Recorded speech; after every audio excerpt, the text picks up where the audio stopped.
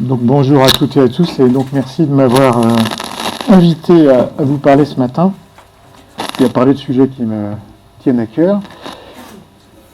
Donc je vais jouer mon rôle de scientifique, je vais essayer de vous présenter un certain nombre d'éléments qui permettent de comprendre ce qu'est la biodiversité, parce qu'on en parle beaucoup, mais finalement, quelle est la signification de ce concept, où on en est en termes de dynamique de la biodiversité. Donc là, ça sera la partie mauvaise nouvelle, et puis essayer de voir quels sont les mécanismes derrière cette dynamique de la biodiversité, et donc les solutions qui sont possibles pour répondre à la situation. Alors du coup, je vais commencer d'une façon qui est absolument pas originale, qui est de donner une définition du terme de biodiversité. Alors c'est pas ma définition, c'est la définition de la Convention de la diversité biologique, qui nous dit en gros que la diversité, c'est la diversité, c'est-à-dire c'est la variation, la variabilité du vivant. Mais je pense que le point effectivement clé, je vais y revenir, c'est la question de la variation, de la variabilité, de l'hétérogénéité en fait du vivant. Par ailleurs, ce concept de biodiversité, si les scientifiques en parlent beaucoup, c'est pas vraiment eux qui ont lancé le concept en fait. C'est assez intéressant de voir que ce mot est vraiment apparu en 1992 lors de la conférence de Rio. Et donc ça veut dire qu'on va, certes, comme je le disais avant, s'intéresser à la variation, à l'hétérogénéité du vivant, mais évidemment par rapport à des questionnements sociaux, sociétaux, voire même des questionnements éthiques. Donc c'est une vision finalement socialisée en quelque sorte de la variabilité du vivant. Voilà en tout cas moi ce que je mets derrière le mot biodiversité. Alors ceci dit, on va le voir, ce concept qui vient plutôt du milieu militant, organisation non gouvernementale, politique, a quand même donné lieu à de la recherche scientifique assez précise, vous allez le voir. Alors une manière de démarrer aussi le questionnement sur la biodiversité, c'est ce qu'on entend souvent, on vient d'ailleurs d'avoir un chiffre juste avant sur les disparitions, enfin le nombre de victimes entre guillemets en Australie, c'est d'avoir une approche quantitative et une approche, donc, on compte le nombre d'espèces. C'est comme ça que très souvent ça démarre. C'est la manière la plus bête, finalement, d'aborder le concept de biodiversité, mais c'est en quelque sorte le plus facile. Et donc, c'est ce qui est souvent utilisé. Donc là, vous avez un tableau, peu importe le détail, qui vous donne les différents groupes d'organismes à la surface de la planète, et qui vous donne les nombres d'espèces dites connues. Donc vous voyez, au total, on arrive à peu près 1,8 million, on doit être 1 million, peut-être 9 maintenant, pas très loin, d'espèces dites connues. Alors dites connues, ça veut dire qu'il y a un nom, qui a parfois une description publiée, et puis un type dans un musée, et puis ça s'arrête à peu près là, très souvent. C'est-à-dire finalement, la place de cet organisme dans l'ensemble, dans la biosphère, dans les écosystèmes, on ne le connaît pas. Donc en fait, ça veut quand même dire que notre niveau de connaissance et de compréhension de la biodiversité, il est très très faible. Et puis évidemment, ce nombre d'espèces, il est sans doute correct pour les grosses bêtes et les grosses plantes. Évidemment, dès qu'on descend sur des tailles plus petites, sur les insectes, ne parlons pas des micro-organismes, là, les chiffres sont à peu près n'importe quoi. Donc ça veut dire que ce 1,8 million, il est 1,7 million, 1,8 million, il est évidemment sous-estimé. Et aujourd'hui, par différentes méthodes, on pourra éventuellement en discuter après, on pense qu'il doit y avoir quelque chose comme 8 à 10 millions d'espèces à la surface de la planète. Alors évidemment, la question c'est, ok, mais pourquoi 10 millions, pourquoi 2 et pourquoi pas 3 pourquoi pas juste une espèce vivante à la surface de la Terre? Donc je vais essayer de vous montrer un petit peu pourquoi on en arrive là, pour bien comprendre finalement ce qu'on met derrière le mot crise de la biodiversité, puisque c'est bien de ça dont il s'agit, je vais y revenir. Donc on va faire un petit peu de science. Comment, pourquoi, comment on fait pour en arriver à X millions d'espèces. Alors déjà, on peut prendre un peu de recul avec l'histoire, regarder ce qui s'est passé sur l'histoire de la Terre. Donc ça, c'est une reconstitution sur 600 millions d'années, donc colossale par rapport à la durée de présence de l'humanité. On a eu, c'est repéré par des flèches, un certain nombre de crises d'extinction. Il y en a eu 5 majeures dans l'histoire. Au total, il y a eu une 60aine de crises d'extinction qui ont été repérées, dont 5 majeures. Celle du Permien, là, à 200, je ne sais plus trop, 220, 230 millions d'années, est considérée comme la plus forte. On a eu la baisse la plus importante, probablement 80-90% d'espèces qui ont disparu. Qui ont disparu sur une durée d'à peu près 1 million d'années, et qui ont remonté, parce que vous voyez qu'à chaque fois on plonge, mais on remonte, en suivant une courbe d'ailleurs qui ressemble souvent à la précédente. On est remonté à la valeur initiale, mais sur un temps de 100 millions d'années. Important d'avoir ces chiffres-là en tête, pour bien savoir là aussi de quoi on parle quand on s'intéresse à la biodiversité aujourd'hui. Et quand on regarde un peu plus dans le détail, voilà à quoi ressemble à chaque fois cette dynamique du vivant. Donc là, trois groupes, vous voyez, sur 500 millions d'années. Alors c'est de la reconstitution, hein, à partir d'indicateurs paléontologiques. Donc il y a probablement là-dedans des choses qui sont fausses, il y a des manques, il y a des erreurs. Voilà. Comme toute connaissance scientifique, il y a toujours une part, évidemment, d'incertitude et une part de provisoire. Mais en tout cas, on a quand même, effectivement, cette espèce d'allure exponentielle à chaque fois. Et donc à chaque fois que le vivant en prend un coup, eh bien il repart, en suivant en gros une dynamique qui est toujours la même. Et on a l'impression un peu d'un espèce de mécanisme infernal. Quoi qu'il arrive, ça repart, et ça repart toujours de la même façon, et on explose finalement le nombre d'espèces, mais sur des temps très très longs à l'échelle humaine. Alors comment fonctionne ce système? Pourquoi tout le temps le nombre augmente? Alors on peut prendre, il y a des multiples exemples à différentes échelles de temps. Là on peut prendre un exemple actuel, donc deux petites citelles qu'on va trouver dans les Balkans et au Moyen-Orient, donc deux petits oiseaux, et on va regarder ce qu'ils mangent. Quelle est la taille des proies qu'ils consomment, la taille des insectes tout simplement. C'est là aussi une manière très simple de faire. Alors on va représenter ça sur un graphique. En ordonnée, vous avez la taille des espèces, hein. Et puis, en ordonnée, on a la fréquence des oiseaux, la fréquence de consommation de ces proies de différentes tailles. D'accord ? Et le premier schéma, le schéma du haut, montre la consommation de ces proies quand les deux espèces sont séparées géographiquement. Et on voit en gros que, un chouïa près, ces deux espèces consomment à peu près la même chose, à peu près les mêmes proies et la même gamme de taille de proie, essentiellement des insectes. Et puis le schéma du bas, c'est toujours ces deux espèces, mais lorsqu'elles sont ensemble dans la même zone géographique. Et là, qu'est-ce qu'on voit? On voit un changement de régime alimentaire de chaque espèce qui tend vers une différenciation de ce régime alimentaire. Alors, l'explication, elle est assez simple. Alors d'abord, c'est une observation qui est... il y a des centaines d'observations de ce genre, donc c'est quelque chose qui est bien connu aujourd'hui. Et l'explication, c'est évidemment la fameuse question de la compétition. Ces deux espèces vont se trouver en compétition pour l'accès aux ressources alimentaires. Et ce qu'on voit, donc là c'est au niveau comportemental, c'est-à-dire si je change les deux espèces qui sont ensemble, je les resépare, je vais changer le résultat, je vais passer d'un schéma à l'autre. Hein. Donc c'est réversible, ce que j'observe ici. Mais évidemment, la mécanique qu'il y a derrière, c'est que si vous êtes en compétition pour l'accès à la nourriture ou pour l'accès à autre chose, vous dépensez de l'énergie puisque vous êtes en compétition. Et cette énergie qui est mise là, elle ne va pas être disponible en quelque sorte pour d'autres fonctions. Et donc, derrière, il y a un concept clé en écologie qui est clé pour la compréhension de la biodiversité, qui est peut-être clé aussi pour comprendre pas mal de nos problèmes de société. C'est ce qu'on appelle, en français, compromis. On parle beaucoup de trade-off. Hein, le nom anglais est passé dans le langage courant. Tout simplement, ça veut dire que quand vous êtes fort à gauche, vous êtes un peu plus faible à droite et réciproquement.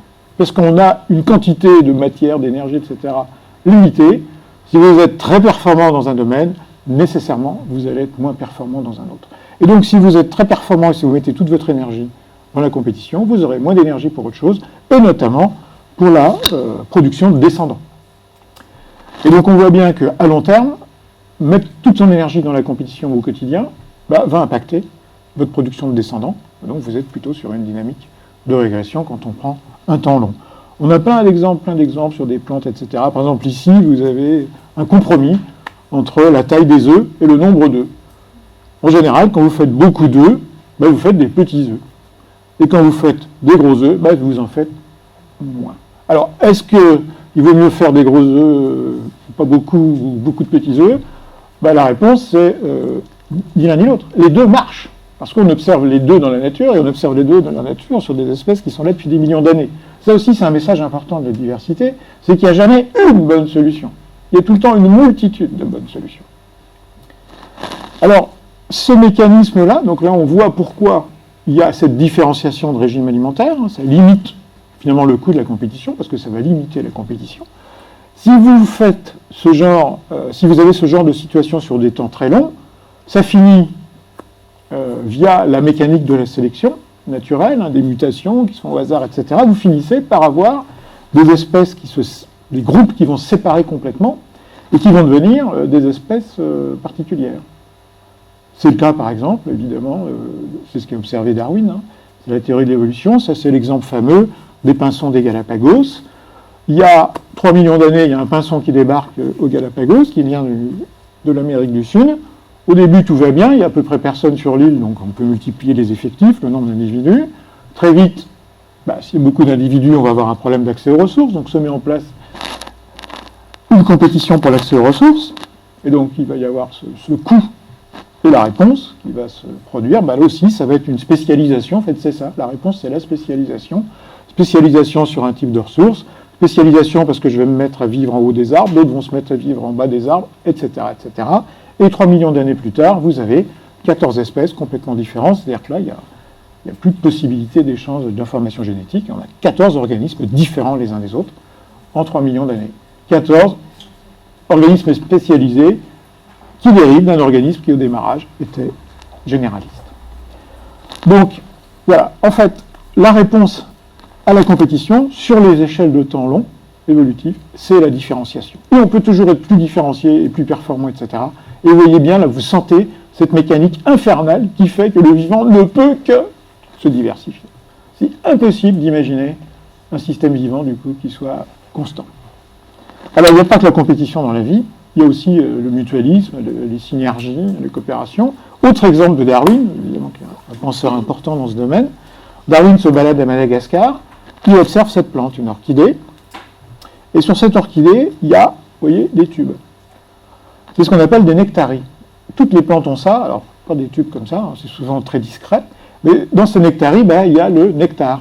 Le nectar, c'est un jus sucré qui va attirer les insectes, et puis du coup, les insectes vont se charger de grains de pollen, sans chercher justement à se charger de grains de pollen, ce qu'ils cherchent, c'est la nourriture, bien sûr, et du coup, ils vont disperser les grains de pollen. Donc là, le jus sucré, le nectar, il est au bout de ce tube qui fait 30 cm de long. Il faut aller le chercher au bout du tube de 30 cm de long. Donc, voyant ça, Darwin, il a dit, il doit donc y avoir un organisme, probablement un papillon, qui va avoir une trompe de 30 cm, de façon à aller chercher le jus au fond du tube, et de pouvoir se nourrir avec le tube. Sauf que ce papillon, il ne l'a jamais vu. Il a prédit son existence, avec ce raisonnement que je viens de vous proposer. Il a prédit l'existence de cette espèce, d'ailleurs son nom de sous-espèce c'est Predicta, c'est l'espèce prédite, c'est quand même assez fantastique, et une trentaine d'années plus tard, d'autres naturalistes ont découvert ce papillon, vous voyez, là il y a une trompe, qui va aller chercher le nectar au bout du tube. Donc là on voit aussi deux espèces très particulières, vraiment une caractéristique forte, très dépendantes l'une de l'autre. Alors c'est ultra efficace cette histoire, parce qu'évidemment, seul le papillon qui a une trompe de 30 cm peut aller chercher le jus, donc aucun compétiteur, là pour le coup. La plante, elle est extrêmement gagnante aussi, parce que ce papillon n'ira que sur les individus de cette espèce-là, donc la dispersion de ces grains de pollen arrivera toujours sur le bon individu, il n'y a aucune perte en ligne, donc 100% de succès pour la dispersion des grains de pollen, 100% de succès pour la nutrition du papillon, c'est génial. Évidemment, s'il y en a un qui disparaît pour une raison ou pour une autre, pas de marge de manœuvre, les deux sont extrêmement liés. Donc voilà, ça c'est encore une autre mécanique, et on pourrait illustrer ça par beaucoup d'autres aspects, qui conduit à cette différenciation, à cette infinie diversité des êtres vivants. Et donc on se retrouve avec des millions d'espèces, qui vont évidemment nouer des relations de compétition, par exemple. Je suis en compétition pour l'accès à la nourriture, des relations de coopération, des relations de prédation, de parasitisme, tout ce que vous voulez. Et donc on arrive à ce genre de choses qu'on appelle un écosystème.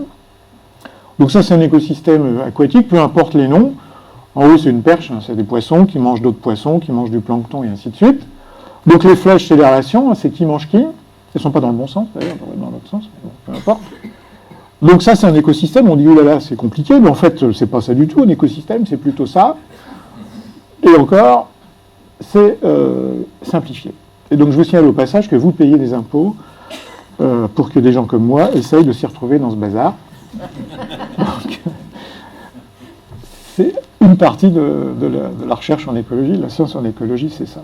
Donc, on arrive finalement à ce qu'on appelle un système complexe. Hein, le fameux mot, c'est complexe. On entend ça 50 fois par jour à la télé ou à la radio. Alors, ça vaut peut-être le coup de bien comprendre ce que ça veut dire complexe pour le coup. Complexe, ça veut dire beaucoup d'éléments, donc toutes ces espèces, et beaucoup de relations, d'interactions entre ces espèces. Ce qui fait que ça donne l'impression d'être compliqué, et c'est compliqué. Et donc souvent on emploie le mot complexe à la place du mot compliqué. Et ce que je vais vous montrer aussi, c'est que ces systèmes complexes, que la complexité, ok, c'est compliqué, mais seulement tant qu'on ne s'est pas donné la peine de faire ce que fait toute science, c'est-à-dire de trouver des règles générales, d'identifier des règles générales derrière. Je vais vous montrer que c'est possible. Et donc, complexe n'est pas forcément synonyme de compliqué. L'autre message, peut-être plus important, c'est que du coup, quand vous allez intervenir quelque part, rajouter une espèce, supprimer une espèce, faire varier ses effectifs, tout ce que vous voulez, ben, en fait, vous n'allez pas agir sur l'espèce. Vous allez agir sur l'ensemble. Et généralement, cette action, vous allez être incapable de la prédire, parce que vous êtes un peu noyé dans ce réseau d'interaction. Et c'est bien le drame aujourd'hui, c'est bien le fondement de beaucoup de problèmes environnementaux. C'est qu'on intervient sur l'environnement, sur notre environnement. L'agriculture, c'est une intervention sur l'environnement, la foresterie, la pêche, etc. Mais en fait, on ne sait pas ce qu'on fait. Et donc on se retrouve avec des effets pas prévus, qui sont en général pas positifs pour le système, souvent même pas positifs pour nous. Et en fait, voilà, si on veut régler la crise environnementale, si on veut changer de monde, c'est-à-dire vivre la fin d'un monde, mais pas la fin du monde, un des enjeux intellectuels, c'est non seulement de comprendre ça, on ne comprendra jamais tout, évidemment, là-dedans, mais de se mettre dans le crâne qu'on est dans un système, et que quand on agit quelque part, on agira ailleurs. Donc, essayer d'avoir cette pensée complexe, cette pensée du système, ça, c'est quelque chose de très difficile. Je peux donner plein d'exemples concrets. Par exemple, aujourd'hui, dans la discussion, je pense qu'on y reviendra, on prend des mesures, par exemple, pour séquestrer du CO2 pour lutter contre le changement climatique. Potentiellement, des mesures qui sont proposées et mises en œuvre peuvent engendrer des catastrophes écologiques. Parce qu'on pense, il y a des gens qui sont payés pour penser changement climatique, d'autres qui sont payés pour penser biodiversité, la connexion se fait mal, au niveau juridique, administratif, etc., vu le temps de procédure, on a 15 ou 20 ans de retard sur les connaissances, et donc on sort des trucs qui ne marchent pas. Je vous donnerai des exemples, si vous voulez. Donc il va falloir rentrer dans cette pensée complexe. Et on se dit, oulala, on ne va pas s'en sortir. Là, quand même, si on fait un effort, on s'en sort. Je vais donner deux exemples de mécaniques qui permettent de comprendre cette complexité. Le premier, c'est ce qu'on appelle les effets en cascade. Exemple réel, qui se passe sur les côtes de l'Alaska. Vous avez là une caricature d'écosystème marin très simplifiée, donc avec trois chaînes alimentaires. On part des laminaires, les algues. Ces algues sont mangées par des mollusques, qui sont mangés par des loutres de mer, qui sont mangés par des orques. Deuxième chaîne alimentaire, on a ces algues qui sont mangées par des oursins, mangées par des loutres, mangées par les orques. On a des crustacés mangés par des poissons, qui sont eux-mêmes mangés par des poissons qui consomment d'autres poissons, donc des gros poissons, qui sont mangés par des phoques, qui sont mangés par des orques. Trois chaînes alimentaires. On a une quatrième, il y a des poissons qui sont mangés par les loutres. Bon, voilà. Ça, c'est la situation de départ. Et puis on rajoute un acteur, donc voilà, on change un point du système, ça s'appelle l'être humain, le pêcheur, qui en plus a tendance depuis quelque temps à être un surpêcheur. Donc qu'est-ce qu'il fait le pêcheur ? Il attrape des poissons, et qu'est-ce qu'il fait ? Il attrape surtout les gros poissons, évidemment. Donc les phoques, ont moins à manger, la population de phoques régresse, donc l'orque a un problème d'alimentation aussi. L'orque, c'est un prédateur. Comme tout prédateur, il est capable de changer de proie si sa proie devient trop rare. Donc il se met à consommer des loutres. Du coup, il y a moins de loutres. Les oursins, du coup, sont moins prédatés. Leur effectif explose. Ils ravagent le tapis d'algues de laminaire. Une pression énorme de ces oursins qui ont explosé. Et donc, du coup, on voit même éventuellement des modifications de sédimentation, de circulation des sédiments qui sont plus fixés par la végétation. Donc, on voit qu'en ayant agi sur juste un élément du système, on a changé complètement le système jusqu'à éventuellement changer certains aspects physiques du système, cette histoire de sédimentation. Il y a un autre exemple archi connu, là aussi, qui est basé sur des oui, là, je n'ai pas montré, enfin, le résumé, c'est ça, hein, c'est de l'observation, c'est pas de la théorie. On a bien eu une diminution des algues au cours du temps, quand on a, c'est le schéma du bas, quand on a augmenté cette pression de pêche. L'autre exemple bien connu, c'est l'exemple de leur introduction des loups dans le Yellowstone, dans le parc de Yellowstone, qui a aussi changé là, le cours des rivières, figurez-vous. Parce que quand vous réintroduisez des loups, vous diminuez la population de cervidés. Les cervidés ont un gros impact sur les forêts parce qu'en fait, ils mangent les jeunes arbres, les écorces, etc. Donc, ils diminuent fortement la régénération du tapis forestier. C'est un problème y compris chez nous, d'ailleurs, quand il y a trop d'herbivores. Donc, quand vous mettez des loups, vous diminuez les herbivores. Du coup, les arbres se régénèrent mieux. Donc, des sols qui avaient été à peu près complètement déboisés à cause de la trop forte pression des herbivores se sont mis à être reboisés. Donc l'érosion a diminué et la sédimentation dans les vallées a changé, et donc la morphologie de la rivière a changé aussi. Donc ça, c'est quelque chose qui a été observé sur une trentaine d'années après la réintroduction des loups. Donc il y a quand même pas mal d'exemples. Un autre, parce que je trouve ça assez génial, l'exemple du Serengeti. Donc Serengeti, vous voyez, c'est ces savanes, les troupeaux de gnous, ces grands troupeaux qui parcourent de grandes distances. On avait, donc c'est le schéma en haut à gauche, très peu de gnous. C'est les points noirs, hein, la ligne avec les points noirs, parce qu'il y avait une peste bovine qui s'était transmise à ces animaux sauvages. Ensuite, on a trouvé un remède contre la peste bovine. Du coup, la peste a diminué dans la population de gnous. Les gnous ont remonté, ont atteint une espèce de niveau d'équilibre. Les gnous, qu'est-ce qu'ils font ? Ils mangent de l'herbe. Si vous avez moins d'herbe, dans une région qui brûle tous les ans, là, en savane, les feux sont normaux, hein, c'est pas des feux de forêt. Donc les savanes brûlent quasiment tous les ans, c'est normal, mais s'il y a moins d'herbe, ça brûle moins fort. Donc vous voyez par exemple la courbe en bas à gauche diminue le pourcentage de territoire qui est brûlé chaque année, parce que les feux sont moins forts, tout simplement, moins intenses, parce qu'il y a moins de combustible. Donc du coup, les arbres remontent en termes de densité. Oui, parce qu'un jeune arbre, il est dans l'herbe, et donc quand le feu passe, il brûle. Si ça brûle moins, les arbres reprennent du terrain. Et si vous faites un calcul de stock de carbone, donc fixé à partir du CO2, donc, vous augmentez évidemment le stock de carbone dans la végétation puisqu'il y a plus d'arbres, mais vous augmentez aussi avec un petit décalage le stock de carbone qui est dans le sol, et vous avez donc fixé là dans le système 50 à 100 tonnes de carbone par hectare en plus, et ça, c'est lié à la présence ou à l'absence d'une maladie. Donc c'est encore un autre effet, il y en a plein comme ça, des exemples d'effets en cascade.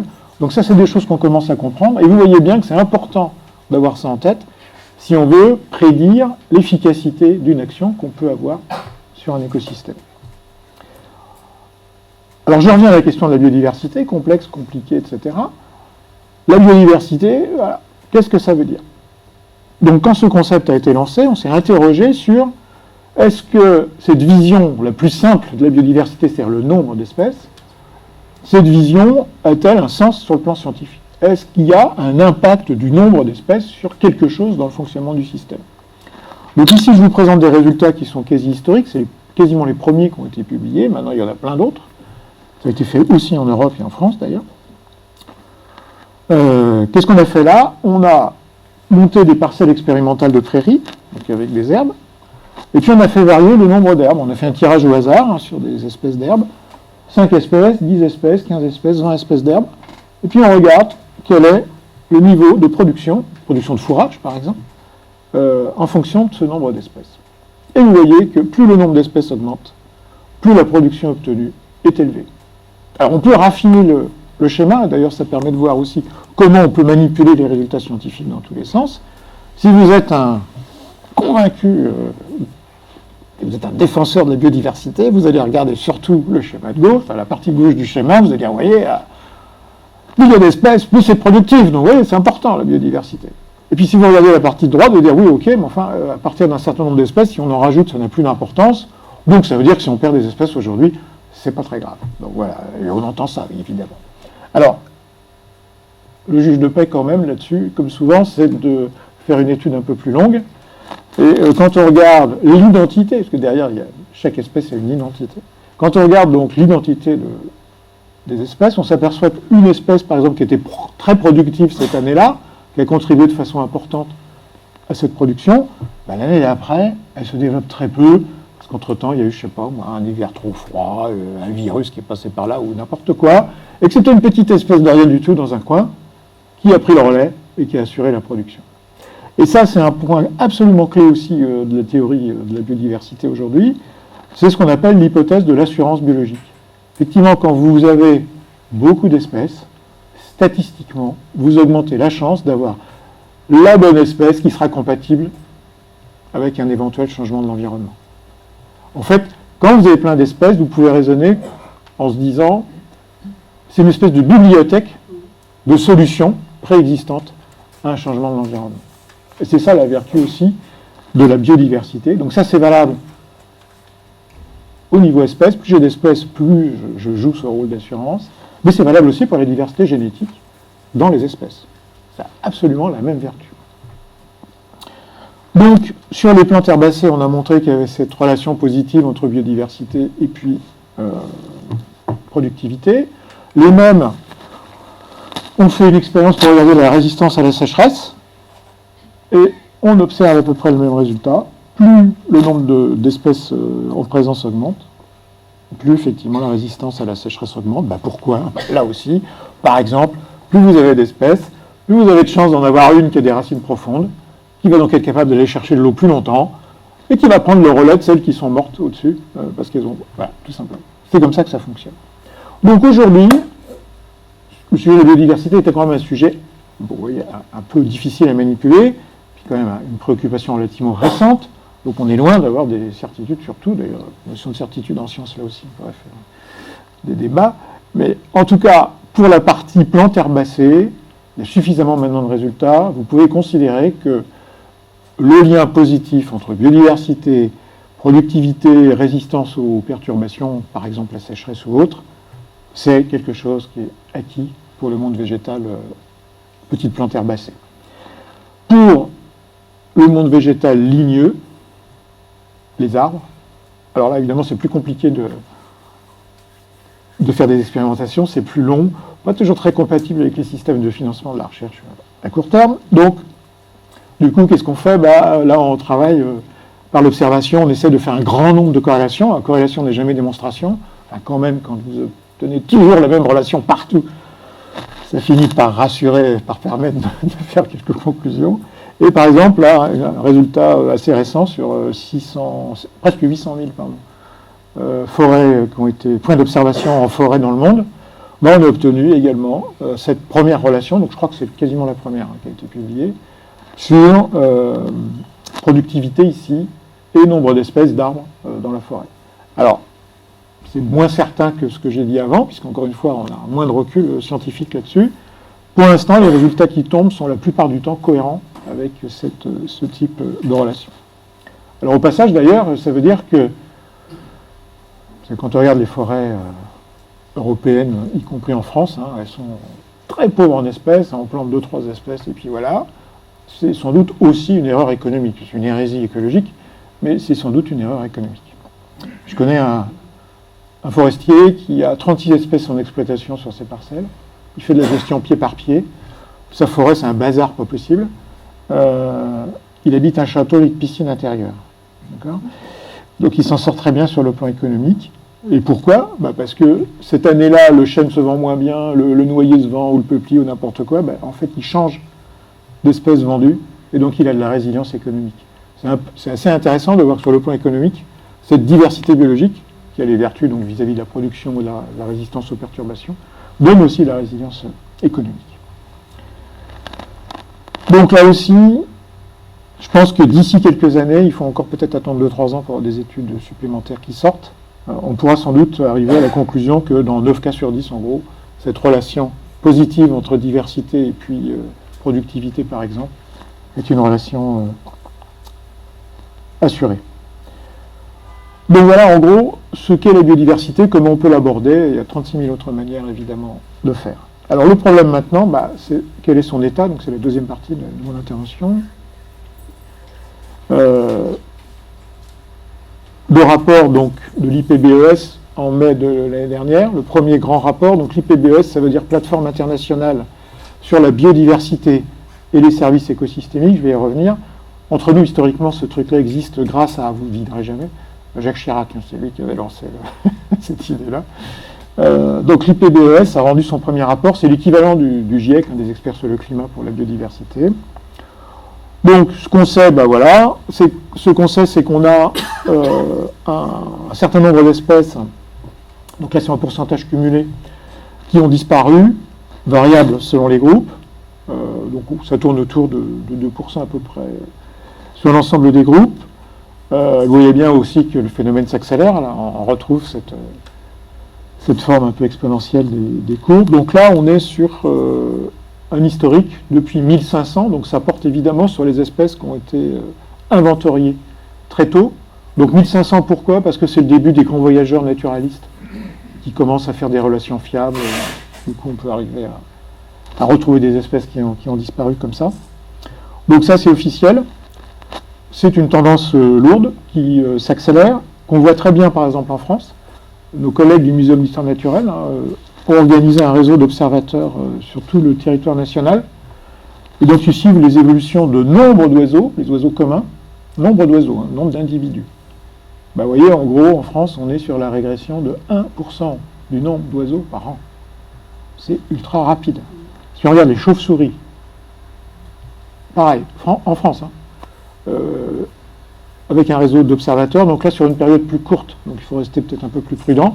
Il faut espérer qu'ils se trompent un peu, parce que sinon là c'est moins 38% d'individus chauves-souris en 10 ans.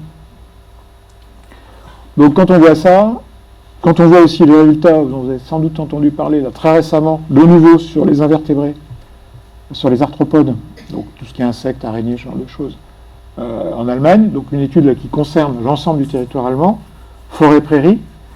On a, si on regarde le nombre d'individus, grosse régression sur les milieux ouverts type prairie, 78% sur la période d'observation, donc une dizaine d'années.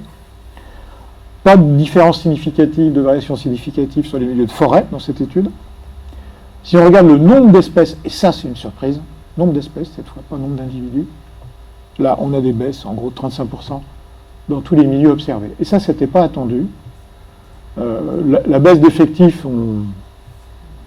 on la connaît, il y a déjà eu des alertes, d'ailleurs, notamment en Allemagne aussi, il y a à peu près 1 an et demi, 2 ans, sur des zones protégées, là ça concerne l'ensemble des zones. Le nombre d'espèces, perdre 30% d'espèces sur 10 ans, ça c'était franchement pas attendu. Et donc c'est pour ça que ça a fait. Quelle est la raison? Alors quelle est la raison? Pardon? Ils sont nettement plus écolos que nous, ils utilisent moins de produits chimiques, donc... Je vais y revenir. L'explication, ça reste quand même l'agriculture. Mais je vais y venir dans quelques minutes.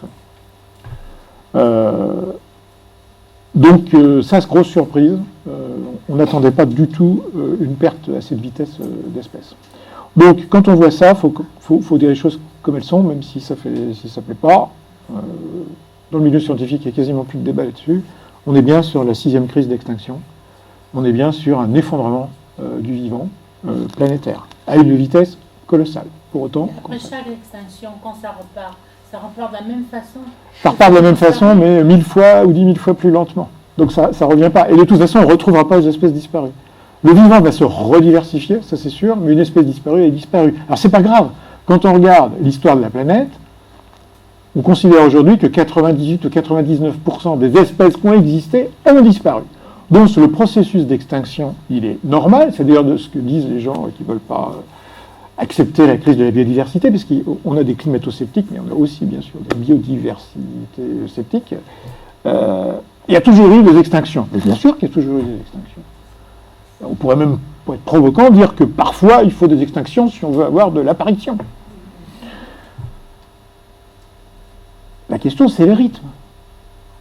Je vais y revenir. Le rythme aujourd'hui, il est énormément plus élevé que le rythme d'extinction, que le rythme d'apparition. D'ailleurs, si on pose la question même à des scientifiques spécialistes de ce genre de choses, si tu émets des espèces en cours d'apparition ou clairement en cours de diversification, ça va être compliqué. Alors, il y a l'exemple du goéland, là, qui fait le tour de l'hémisphère nord, enfin, il y en a quelques-uns comme ça. Mais voilà, c'est un processus qui est nécessairement très lent par rapport au temps de génération des organismes. Donc, si vous prenez les mammifères, les grands mammifères, c'est très lent. Un éléphant, il va avoir du mal à évoluer rapidement. Parce que l'évolution, il faut un épisode de multiplication. Sinon, voilà. Donc ça dépend du temps de génération. Le monde microbien, les bactéries par exemple, je ne suis pas inquiet pour ces organismes-là. Quand on a un temps de génération qui peut être de l'ordre de l'heure ou quelque chose comme ça, les occasions d'évolution sont énormes, donc on arrivera à suivre les variations de l'environnement et à compenser d'éventuelles disparitions. Sur les gros organismes, ça va être plus compliqué. Donc, comme je vois que, comme d'habitude, je suis trop bavard, je vais passer ça, et donc, justement, revenir à cette histoire de taux. Ça, c'est un schéma récapitulatif qui a été publié en 2005 par le Millennium Ecosystem Assessment. Donc, ça a été un gros rapport lancé par l'ONU qui, pour la première fois, faisait un état mondial des écosystèmes et ce qu'on a appelé les services écosystémiques. Je vais revenir sur les services écosystémiques. Donc en bas à gauche, vous avez l'estimation sur les temps géologiques, avec toutes les erreurs possibles et imaginables, du taux moyen d'extinction des espèces, donc qui était situé entre 0,1 et 1 espèce disparue sur 1000 ans pour 1000 espèces. Donc c'était le niveau de base. Les taux actuels, donc liés à l'observation, mais encore une fois, observation plutôt sur les gros organismes, donc il y a quand même une sous-estimation. Si vous êtes ultra optimiste, vous avez au moins un facteur 100 d'accélération. Et les prédictions, alors les prédictions, on les fait comment? On connaît à peu près la vitesse d'expansion des villes et des surfaces cultivées, je vais y revenir. On connaît aussi maintenant, on commence à avoir des idées assez claires sur l'impact du changement climatique sur l'extinction des espèces. Donc on peut faire des prédictions, comme toute prédiction, il y a des sources d'erreurs, et plus le temps passera, plus on arrivera à affiner les prédictions.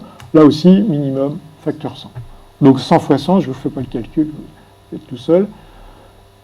Voilà. Alors, on compare des données paléontologiques avec des données actuelles, donc ça peut se discuter. Et puis on compare finalement quand même deux choses qui sont peut-être pas complètement comparables. Donc c'est un peu médiatique finalement ce 100 fois 100 là. Il y a quand même quelque chose qui est très changé. C'est que dans l'histoire du vivant, beaucoup de ce qu'on a appelé les extinctions, c'est des disparitions d'organismes. Et pourquoi ils ont disparu? Ils ont évolué en autre chose. C'est comme mon pinson initial des Galapagos, il n'existe plus, mais à la place, il y en a 14. Là, c'est pas ce qui se passe. Si vous prenez ça c'est un petit schéma de la main de Darwin, justement. En fait, ce qui se passe actuellement, c'est que quand il y a disparition, c'est parce qu'on coupe un bout, une branche de l'arbre du vivant. C'est-à-dire qu'il y a maintenant des gens qui travaillent là-dessus, on coupe finalement un potentiel d'évolution pour le futur aussi. D'accord ? Donc c'est pas du tout de la même façon. Voilà, ces disparitions sont vraiment une altération de l'arbre du vivant, c'est pas l'évolution normale de l'arbre du vivant. Donc non seulement ça va plus vite, mais c'est un processus de nature différente. Plus vite que dans le passé. Je précise que les taux d'extinction du passé tiennent compte des grandes crises d'extinction. Alors, pourquoi c'est comme ça? Alors, on le sait depuis longtemps, confirmé donc par le rapport de mai 2019 de l'IPBES, c'est pour les systèmes terrestres en particulier, c'est la question agricole qui est le responsable aujourd'hui numéro 1 de la régression de la biodiversité. Alors, il y a, pour les milieux marins, c'est beaucoup aujourd'hui la surpêche. Et le changement climatique, pour l'instant, est considéré comme le troisième facteur qui joue sur la biodiversité. On va voir évidemment qu'on peut s'attendre à ce qu'il joue un rôle de plus en plus fort. Alors pourquoi c'est comme ça? C'est facile à comprendre. Si vous prenez les surfaces continentales, vous avez à peu près 33-34% des surfaces continentales du globe qui sont consacrées à la production d'aliments pour les humains. Si vous retirez les surfaces couvertes de glace en permanence, c'est 49% des surfaces continentales qui sont consacrées à la production alimentaire pour les humains. Et évidemment, pas n'importe où, en général dans les zones les plus productives, et donc les plus riches en biodiversité. Là-dedans, on a 23% de prairies, naturelles et artificielles, donc orientées production de viande, produits laitiers, etc., produits animaux. Les terres labourées, c'est à peu près 10% des surfaces continentales. Là-dessus, il y a 4,5% ou 5% à peu près qui sont directement production végétale, donc céréales et compagnie, pour les humains. On a à peu près autant pour la production alimentaire pour les animaux d'élevage, soja, etc. Et puis le reste, mais en augmentation constante. Tout ce qui est lié, évidemment, à la production de matériaux pour la chimie, d'énergie. Le bois énergie, par exemple, augmente extrêmement rapidement et est appelé à augmenter de plus en plus rapidement. Donc, mais la nourriture directe des humains, la nourriture végétale, c'est 4-5% des surfaces continentales. Si vous regardez, ça c'est un truc incroyable qui a été publié en 2018, des gens se sont amusés, entre guillemets, à estimer le poids des différents organismes vivants sur la planète Terre. Donc, je ne vous montre pas tout, je vous montre que les organismes animaux. L'essentiel, évidemment, c'est comme d'habitude les végétaux et les micro-organismes. Mais quand on regarde le détail en bas à droite, si vous regardez la masse, donc là c'est en masse de carbone, mais c'est en masse pareil, vous avez 8 fois plus d'humains que de mammifères sauvages aujourd'hui. Vous avez 1,7 fois plus d'animaux d'élevage que d'humains. Que d'humains, d'animaux d'élevage. 14 fois plus d'animaux d'élevage que de mammifères sauvages. Donc on a un changement qualitatif monumental du monde vivant sur la planète, évidemment orienté sur la production, là, encore une fois, de produits animaux. Alors il y a tout un débat, les véganes, les trucs. J'ai participé des fois à des débats sur le végétarisme, ça ressemblait à... Je me demandais ce que je faisais là. C'était la guerre civile. Bon. Il est absolument clair, pour des raisons quasi thermodynamiques, quoi. Donc il n'y a rien à faire. La consommation de produits animaux est un problème écologique majeur parce que c'est ultra consommateur de surface. Voilà. Et le problème de l'agriculture par rapport à la biodiversité, c'est d'abord les surfaces occupées qui privent évidemment les autres organismes d'habitat, tout simplement. Alors, en gros, pour 1 kg de protéines animales, selon les animaux, vous devez avoir entre 5 et 10 fois plus, en gros, de surface pour produire 1 kg de protéines animales que pour produire 1 kg de protéines végétales. Et ça, c'est parce que nous sommes les animaux qu'on mange sont des animaux à sang chaud, et que l'essentiel de ce qu'ils mangent est perdu par la respiration, donc ne donne pas de la matière, ce qui n'est pas le cas sur les végétaux. Donc c'est beaucoup plus intéressant. À chaque fois que vous montez d'un niveau d'échange alimentaire, vous perdez à chaque fois un facteur 5 ou 10 en masse. C'est aussi bête que ça. Donc il n'y a pas de débat. Alors, ça ne veut pas dire qu'il ne faut pas manger du tout de viande ou autre, mais il est clair que la réduction de la consommation de produits animaux a un impact énorme sur les surfaces agricoles. C'est inévitable et donc on va forcément aller vers ça, qu'on soit végétarien ou pas. On n'y peut rien, c'est comme ça que ça marche. Alors, derrière ça, vous avez aussi ce qu'on appelle les services écosystémiques. Les services écosystémiques, bon, c'est un truc un peu aussi, ça permet de faire comprendre les choses, quoi. C'est tout ce que l'on doit à la nature, qu'elle nous donne gratuitement et on n'en est même pas conscient.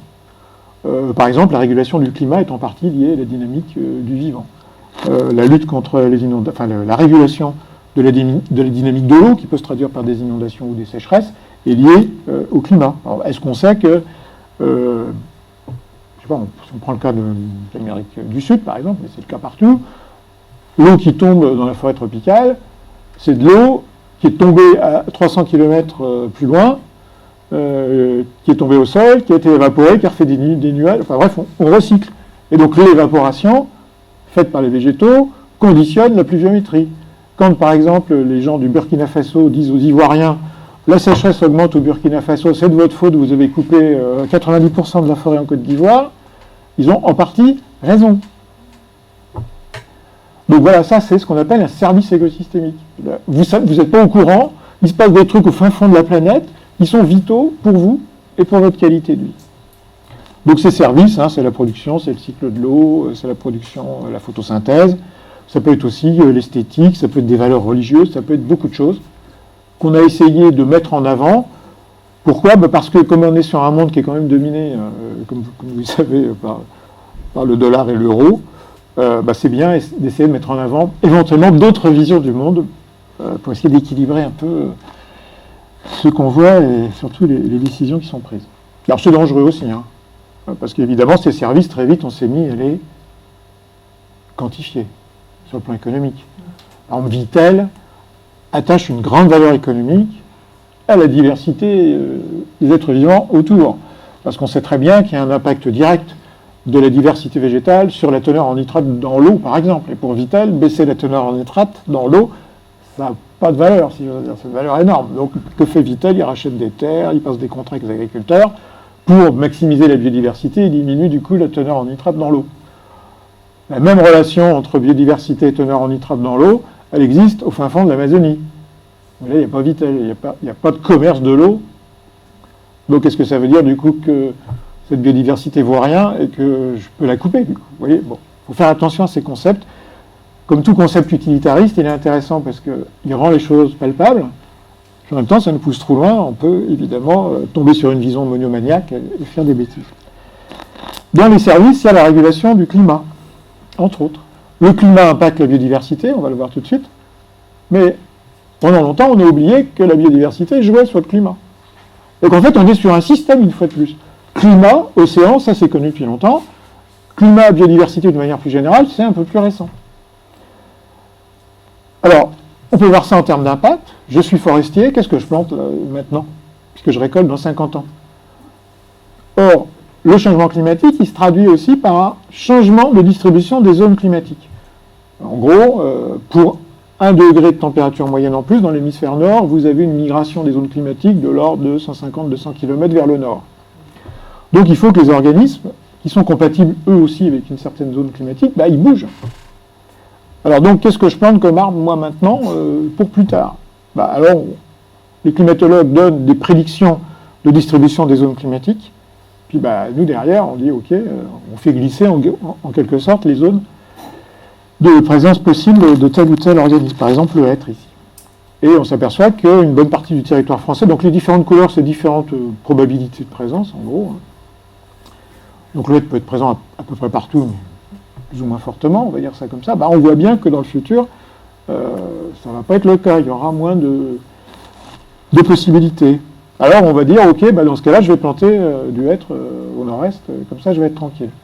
Mais là, on est loin du compte, parce que le hêtre, il n'est pas tout seul. Il y a des maladies, il y a des prédateurs, il y a des symbioses, notamment avec les micro-organismes. On découvre un monde incroyable aujourd'hui de symbiose, de relations entre les plantes et les micro-organismes, mais même des plantes, des arbres entre eux. Il y a une expérience fantastique, vous prenez un arbre, un pin, un conifère et un feuillu, je ne sais plus lesquels, peu importe, vous en mettez un à l'ombre, l'autre au soleil, celui qui est au soleil envoie des glucides de la photosynthèse à celui qui est à l'ombre, c'est-à-dire qui coopère, contrairement à ce qu'on a pensé pendant longtemps. Et d'ailleurs, probablement celui qui est à l'ombre, mais ça n'a pas été démontré, il envoie de l'azote et du phosphore à celui qui est au soleil. Donc du coup, les deux sont gagnants. Et on s'aperçoit qu'il y a un tas de relations comme ça qu'on ignore complètement, et qui font donc partie du système. Donc, est-ce que mon être va se retrouver dans ce système-là ou pas? Et probablement pas partout. Donc ça veut dire que la carte de distribution future, a priori, il pourrait être un peu plus faible, un peu moins étendu que ce qu'on dit là. Autre problème, c'est que donc il faut que les organismes bougent puisque les zones climatiques bougent. Oui, mais est-ce que tout le monde va pouvoir bouger à la même vitesse? Évidemment non. Un oiseau, ça ne va pas être trop problématique, probablement. Encore qu'il faut que les ressources bougent avec. Mais un ver de terre ou un chêne, ça va être un peu plus compliqué. Donc sur ce schéma, vous avez les différentes vitesses, en quelque sorte, de migration des zones climatiques en fonction des scénarios climatiques. Donc, le plus fort, c'est celui du haut, le 8.5, ça veut dire 8 watts et demi supplémentaires dans le bilan d'énergie. Donc ça, c'est lié à un niveau de CO2. Enfin, peu importe, c'est le scénario le pire, sauf que c'est le scénario actuel, même plutôt un peu en dessous de l'actuel. Et donc, on voit tout de suite, quand on trace les vitesses possibles de migration des organismes, on a une bonne connaissance de ça sur 700 à peu près espèces à niveau mondial, ce qui n'est pas beaucoup d'ailleurs.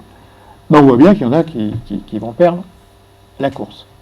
la course de vitesse entre le déplacement des zones climatiques et des espèces va être perdue, évidemment, par certaines espèces, au point que commence à émerger au sein de l'écologie scientifique un nouveau secteur de l'écologie qui est celui des migrations assistées.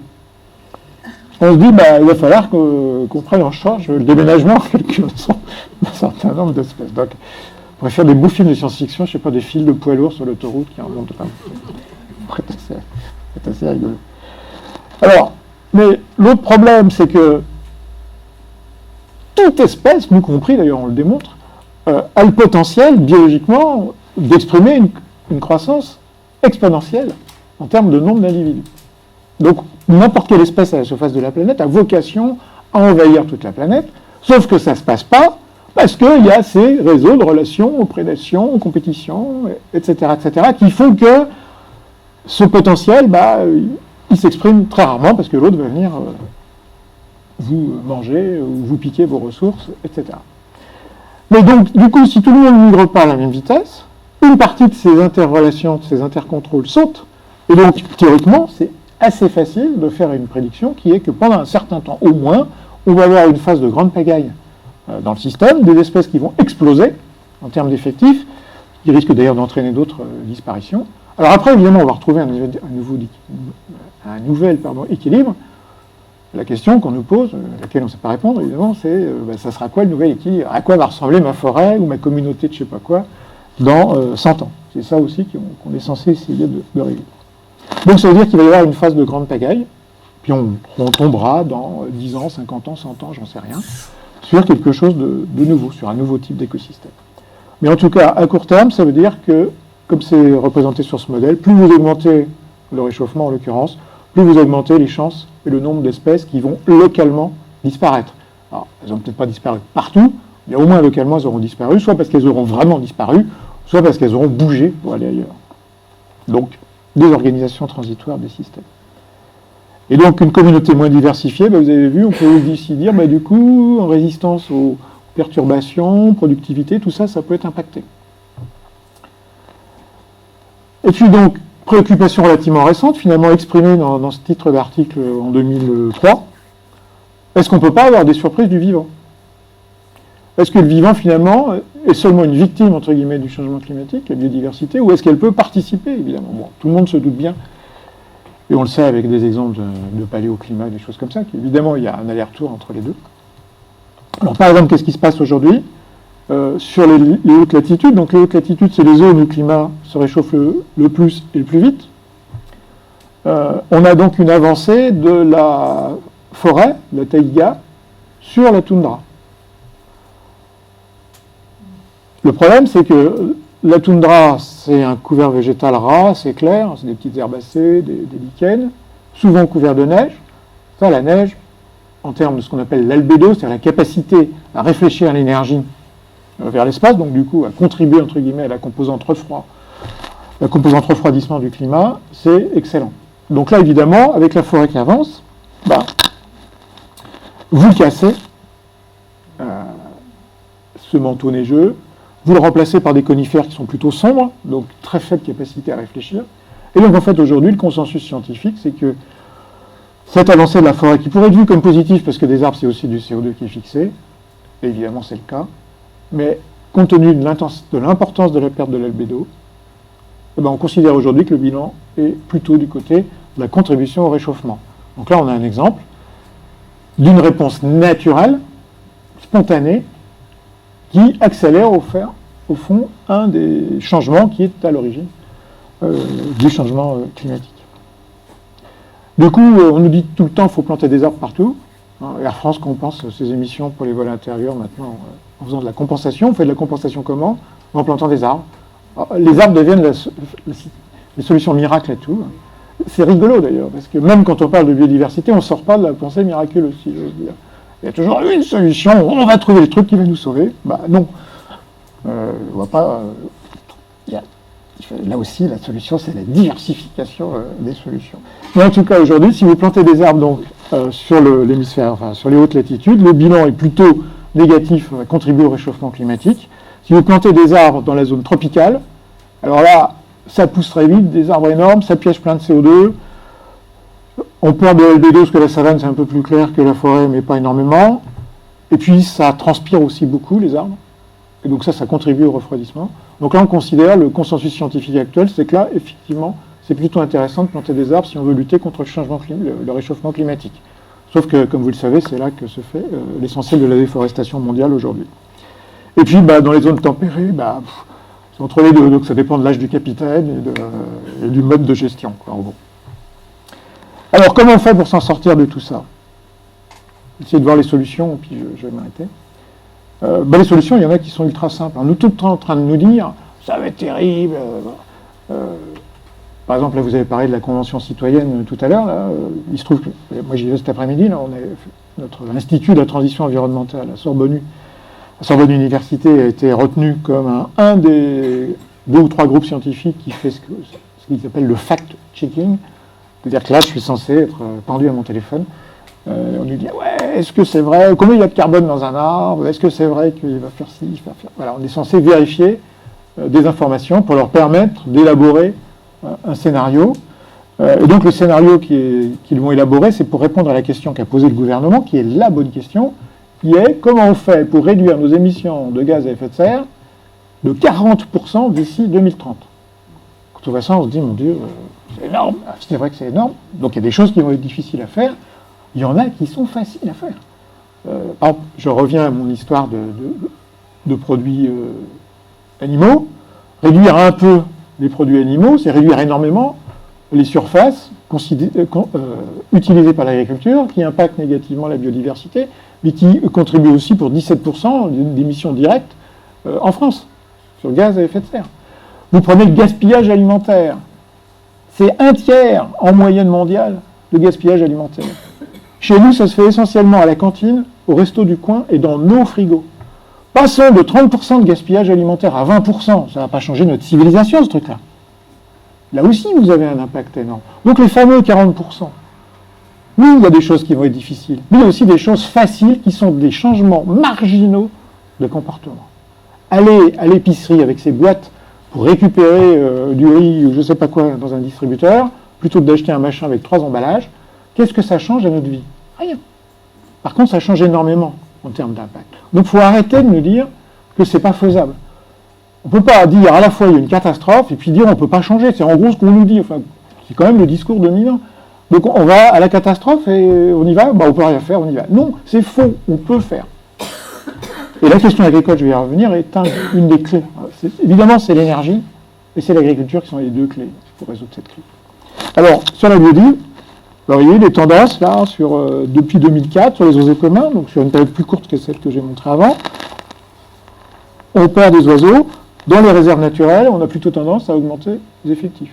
Au minimum, à conserver les effectifs. C'est facile de faire une réserve naturelle. Il suffit d'avoir un réseau maillé intelligemment. Un résultat d'écologie théorique qui est dans tous les bouquins depuis 50 ans. C'est ce qu'on appelle la théorie des îles, la théorie de MacArthur et Wilson. Quand vous augmentez la surface d'un habitat, vous augmentez, c'est tellement bête, le nombre d'espèces. Donc, réduire trop morcelé, c'est pas une bonne chose. On peut facilement changer ça.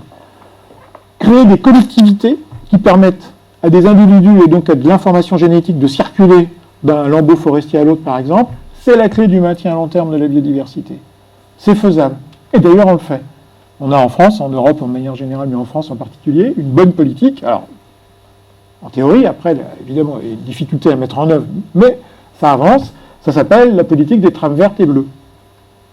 Trames, c'est-à-dire reconstituer soit des continuités physiques, par exemple, on va faire une haie entre 2 morceaux de forêt, par exemple, pour que les espèces puissent circuler, soit éventuellement faire que le milieu intermédiaire, mettons le champ de céréales entre les 2 patchs forestiers, soit moins intensif et permettre au moins à l'espèce de traverser, même si elle ne s'y installe pas.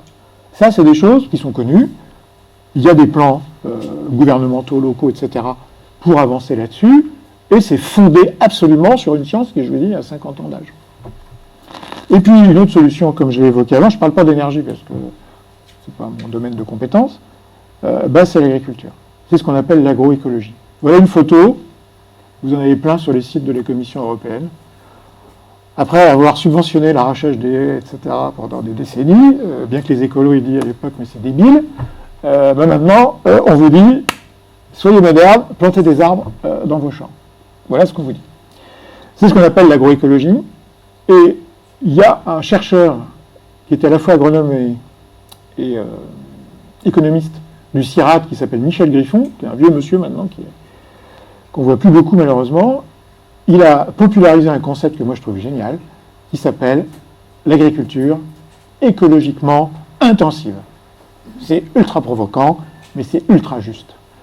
L'agroécologie, c'est bien entendu le bio, c'est bien entendu l'agroforesterie, c'est bien entendu la permaculture, etc., etc. Mais c'est aussi des agricultures industrielles, notamment de céréales, qu'il va falloir maintenir. Et donc l'enjeu important sur le plan économique et scientifique, c'est d'inventer une agriculture qui soit productive au mètre carré, à l'hectare, mais sur des bases différentes, qui permettent de minimiser les impacts, mais qui permettent aussi d'utiliser des mécanismes qu'on observe dans la nature et qu'aujourd'hui on ne met pas en œuvre en agriculture.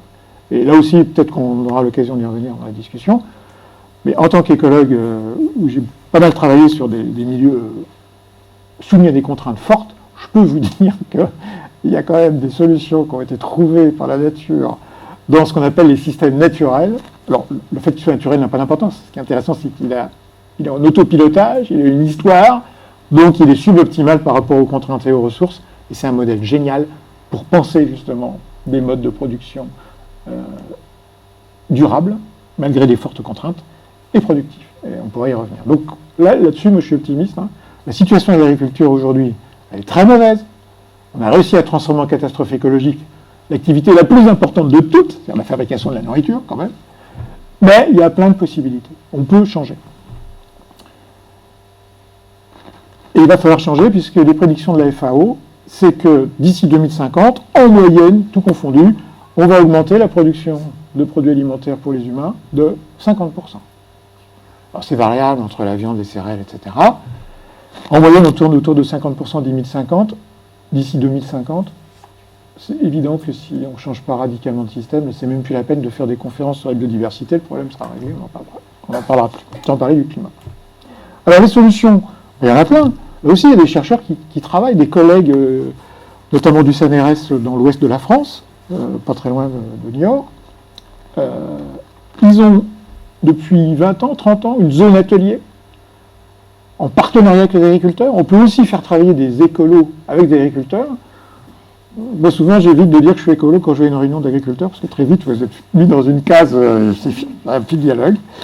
Là, ils ont réussi depuis 30 ans à faire une zone où tout le monde travaille ensemble. Donc, il y a une grande diversité d'exploitations, à peu près 600 exploitations qui sont impliquées là-dedans. Et du coup, on peut faire des études sur le lien entre mode d'agriculture et puis diversité, puisque là, c'est les gens qui travaillent vraiment sur la diversité. Alors, je ne rentre pas dans le détail, vous voyez que les points sont ultra dispersés, évidemment. Il y a 36 000 situations locales, mais les tendances sont assez claires. Si on regarde la productivité, donc la récolte, ben on voit que, évidemment, plus la récolte est forte, moins il y a d'espèces, plus la diversité est faible.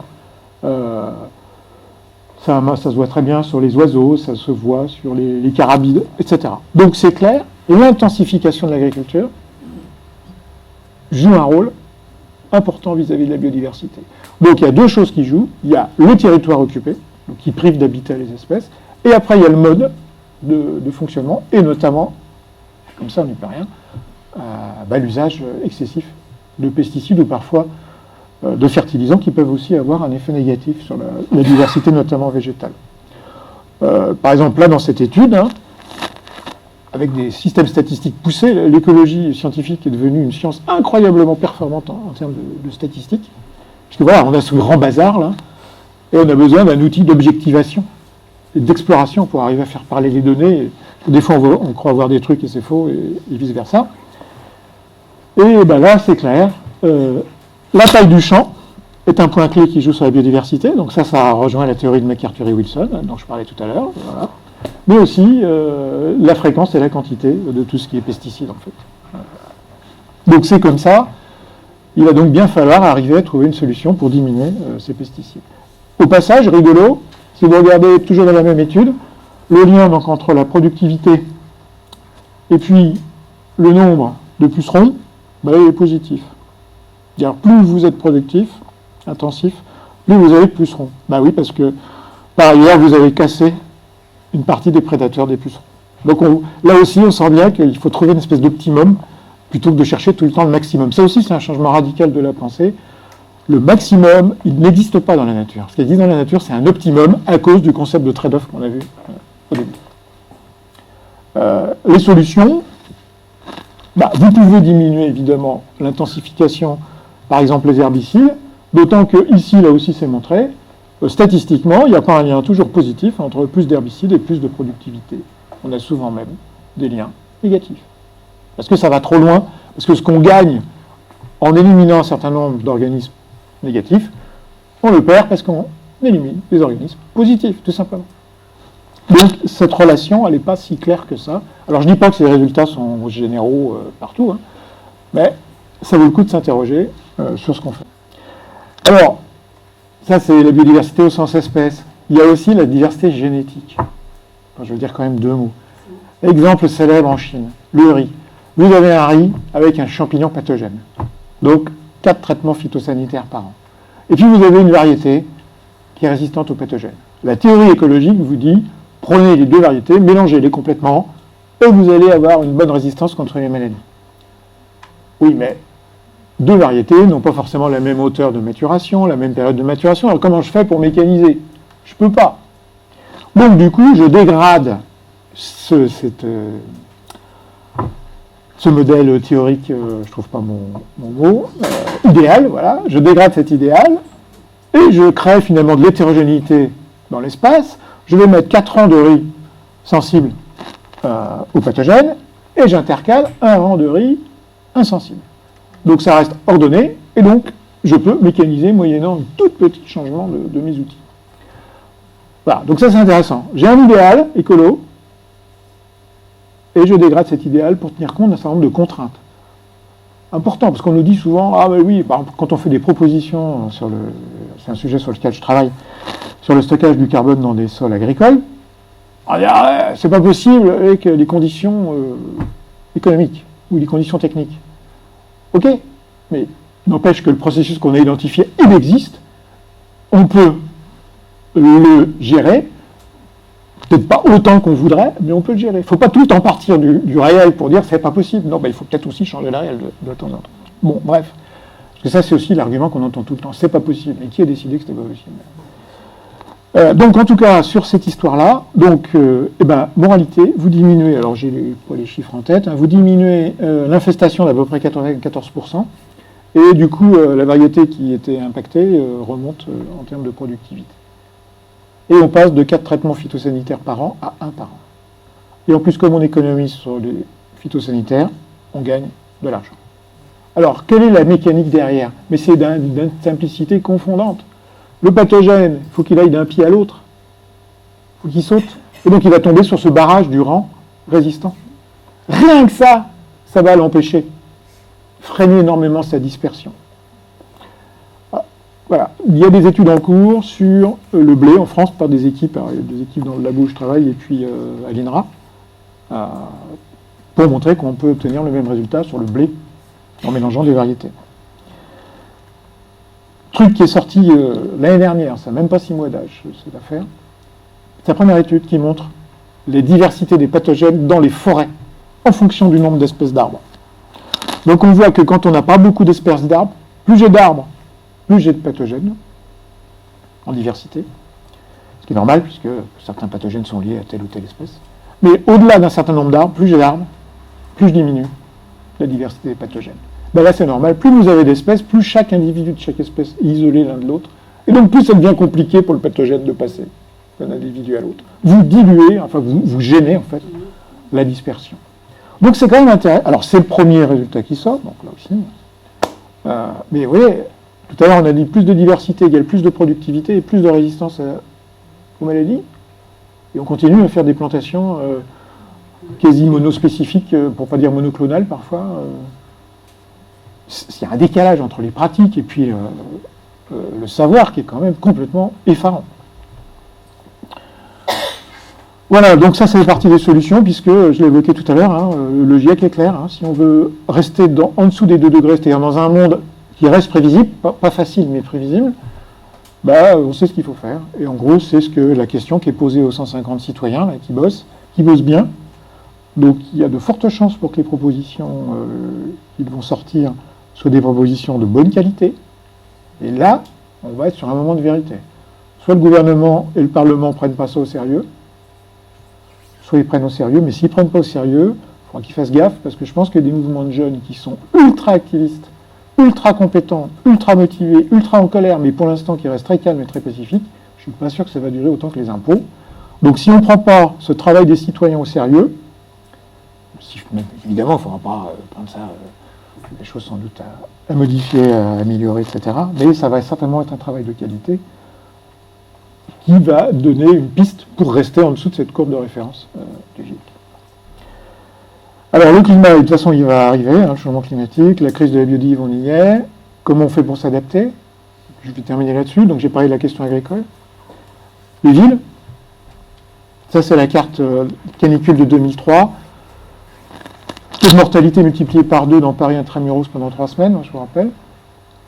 Le bois de Vincennes, par exemple, 8 degrés de différence entre le bois de Vincennes à 6 h du matin et certains quartiers de Paris.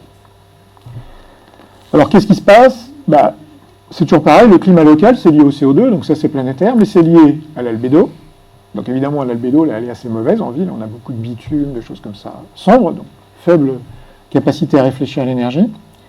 Et du coup, rayonnement infrarouge thermique la nuit, en permanence. Et puis, la transpiration.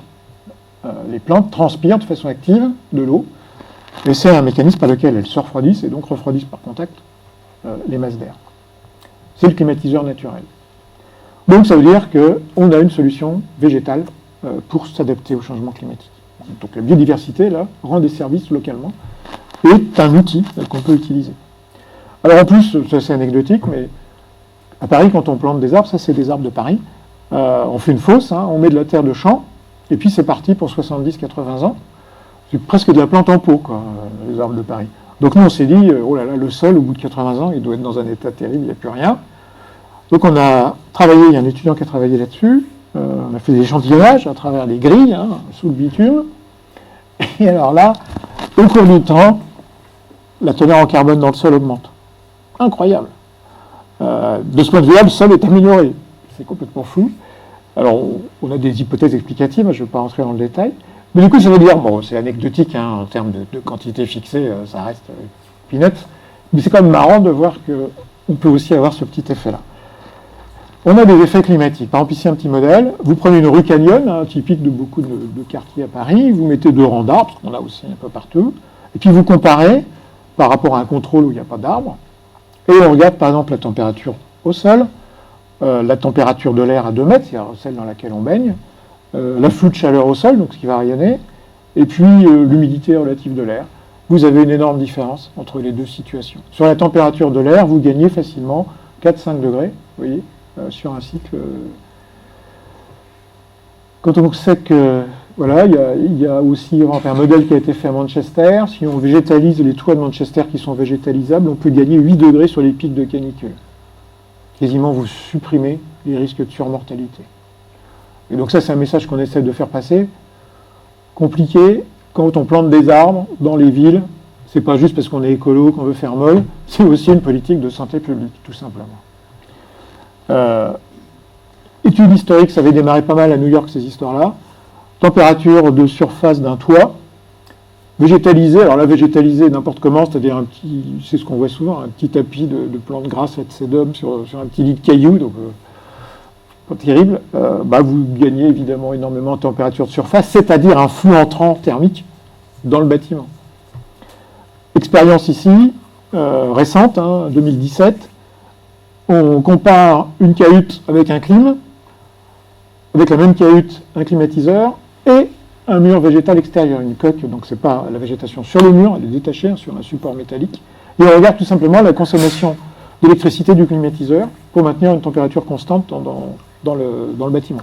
Vous voyez, en gros, vous avez une différence de 35-40% de consommation énergétique simplement en ayant ce mur végétalisé. Les murs végétalisés, surtout les vrais murs, c'est-à-dire ceux où les plantes ont des racines dans le sol, pas le truc décoratif qu'on a au Quai Branly. Ça marche. Bien sûr, il faut de l'eau dans le sol. Ça, c'est une courbe qui vous montre que plus il y a d'eau dans le sol, plus ça évapore, donc plus ça refroidit. Oui, mais l'eau dans le sol, il n'y en a pas beaucoup. La preuve, les arbres des rues de Paris, on peut voir avec des signaux isotopiques. Quelqu'un me parlait tout à l'heure de Mariotti, on a fait ça aussi un petit peu avec Mariotti.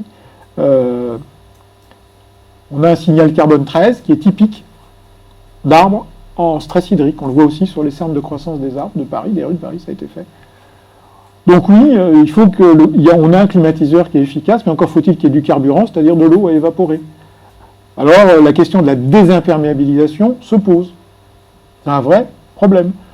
On sait par des études fines deutérium oxygène 18 que l'eau de ces arbres, qui est évaporée, provient de la partie superficielle du sol, elle-même alimentée par la pluie et les eaux de nettoyage des rues. Donc, avoir des sols qui sont alimentés en eau, au moins dans leur partie superficielle, c'est un point clé pour réguler le climat de la ville. Alors je sais bien qu'après, il y a des endroits où il y a du gypse, on ne peut pas tout infiltrer partout, il y a les installations de la RATP, etc., etc. La RATP, d'ailleurs, discute sur ces histoires-là. On était hier à la RATP. Voilà, mais on peut faire marcher le système. On peut faire des toits végétalisés de grande qualité. Ici, par exemple, où on a véritablement de la végétation à partir de 30 cm de substrat, ce qui n'est pas énorme en termes de surcharge, de poids. Hein. C'est pas plus lourd qu'un étage normal d'habitation. Hein. C'est à peu près la même charge. On peut avoir des effets extrêmement importants sur l'eau. Parce que l'autre problème qu'on a en ville, maintenant, c'est le ruissellement. On a régulièrement des villes qui sont transformées en zones dangereuses. Hein. Dans les villes du sud de la France, à Montpellier, maintenant, c'est quand même extraordinaire. Hein. Vous avez des torrents qui sont... Alors, c'est pas l'eau du bassin versant, c'est l'eau qui ne peut pas s'infiltrer dans la ville elle-même. Donc, ce qu'on veut, et aujourd'hui, quand il y a trop d'eau, sachant qu'en général, ça part dans les systèmes de collecte qui ne sont pas séparés des égouts, pour protéger les usines d'épuration, on ferme l'accès à l'usine, sinon elle va être noyée et c'est cuit. Donc ça veut dire qu'on engendre un pic de pollution. Donc avec des toits végétalisés, on veut diminuer la quantité d'eau relarguée. Donc ça diminue les risques par rapport aux biens et aux personnes. Et puis ça diminue effectivement le problème éventuel vis-à-vis des stations d'épuration. Et ça marche très bien. Voilà une étude synthétique de 2006 déjà. Donc il y a des trucs qui ne sont pas nouveaux. Hein. Si vous avez des toits traditionnels, donc béton ou gravier, vous avez une réduction de l'eau qui va être relarguée par le bâtiment aux alentours de 10% par rapport à ce qui tombe avec les précipitations. Vous faites un toit extensif, donc du sédum de mauvaise qualité avec un petit substrat, vous réduisez quand même de 50%. Vous faites un toit plutôt intensif, comme j'ai montré avant, vous pouvez arriver à 75-80% de réduction du flux largué par le bâtiment. C'est-à-dire que dans la plupart des épisodes pluvieux, vous aurez un résultat véritablement significatif. Par ailleurs, vous alimentez en eau une végétation qui va refroidir. Donc on est gagnant et vous créez un milieu pour la biodiversité. Donc ça, c'est important aussi. La biodiversité comme outil, c'est une solution qui peut permettre d'agir sur plusieurs problèmes en même temps.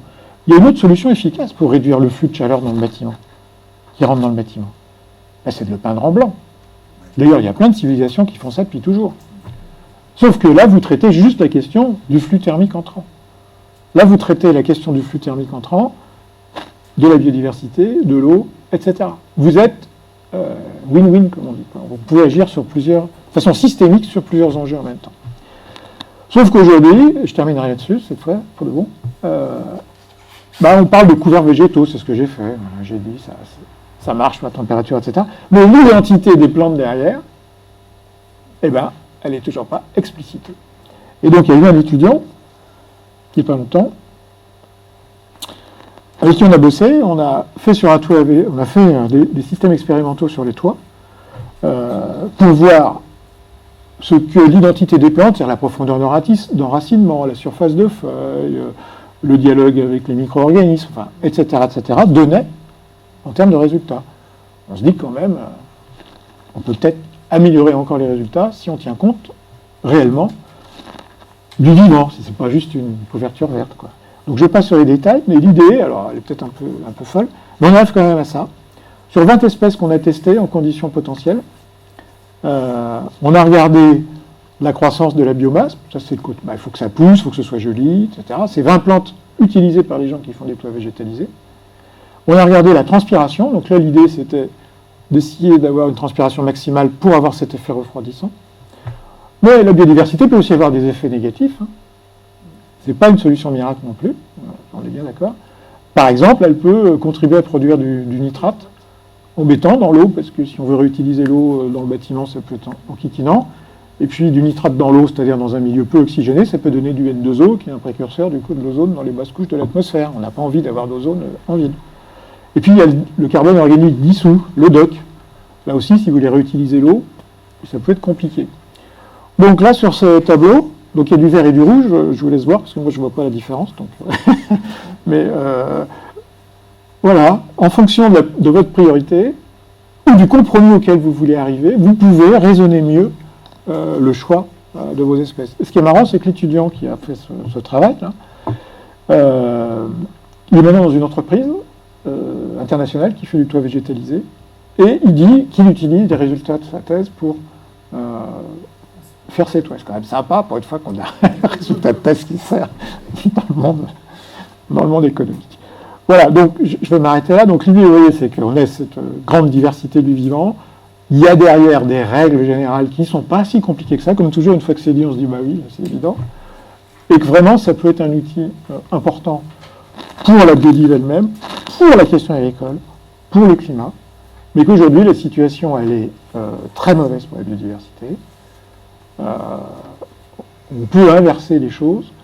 Donc en fait, c'est toujours la même histoire, c'est que je crois qu'on a absolument tout ce qu'il faut pour gérer la catastrophe. Nous sommes dans une catastrophe, ça, j'assume complètement ces termes-là, mais elle reste encore dans le domaine du gérable, peut-être pas infini, donc moi je ne suis pas un collapsologue du tout, mais le collapse est une hypothèse dont la probabilité va augmenter au fur et à mesure qu'on perdra du temps.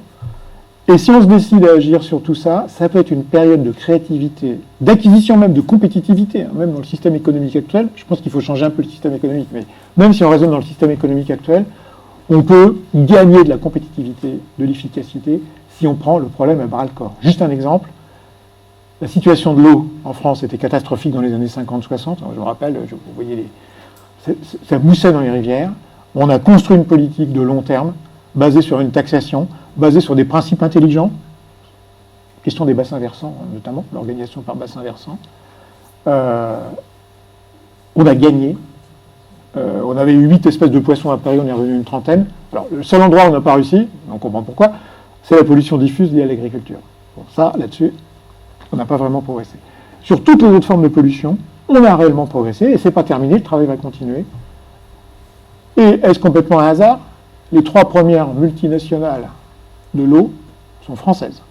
Donc on voit bien que si on s'y prend à temps, si on construit des choses intelligentes, on peut combiner réponse aux défis environnementaux et compétitivité économique, y compris dans le système actuel. Prenez l'exemple des pots d'échappement catalytiques, hein, maintenant c'est fini, mais les Allemands avaient travaillé là-dessus. Quand on a rendu ça obligatoire, il n'y a que en gros qui étaient capables de faire des pots catalytiques. En tout cas, c'est eux qui avaient généré les normes et qui avaient pris de l'avance économique. L'environnement n'est pas juste un enquiquinement, c'est aussi une opportunité pour prendre de l'avance. Oui, les abeilles. Ouais, alors les abeilles, oui. Mais les abeilles, c'est pareil. On sait très bien où sont les problèmes. D'ailleurs, il y a eu quelques mesures de prise sur une substance dont le nom m'échappe là tout de suite. Sur les pesticides, oui. Oui, ça va me revenir. Mais alors, les abeilles, c'est intéressant comme exemple ce que vous dites, parce que on a un problème avec les abeilles, on sait d'où il vient, donc on sait comment faire pour le réparer. Puis vous avez d'autres solutions. On a conçu des micro-neurones pour remplacer les abeilles. Et là aussi, il y a une question philosophique derrière. C'est est-ce qu'on veut tout le temps voir le monde à travers que des solutions technologiques? Il y a le miracle technologique qui suit un autre miracle technologique, sachant que les sociologues ont montré, les historiens ont montré depuis longtemps que chaque fois qu'on règle un problème technologiquement, mais souvent on en crée un autre, donc ça alimente, on va remarquer, ça alimente la dynamique de l'humanité peut-être. Mais voilà, il faut sortir aussi tout le temps de ces raisonnements un peu trop techno à mon avis. Et puis à un moment donné, il y a une question qu'il va falloir qu'on se pose. Est-ce qu'on veut rester vivant dans un monde vivant? Ou est-ce qu'on assume le fait de se déconnecter du monde vivant? Certains, quasiment, nous proposent ça. Voilà. Je Je pense que c'est une bonne question pour...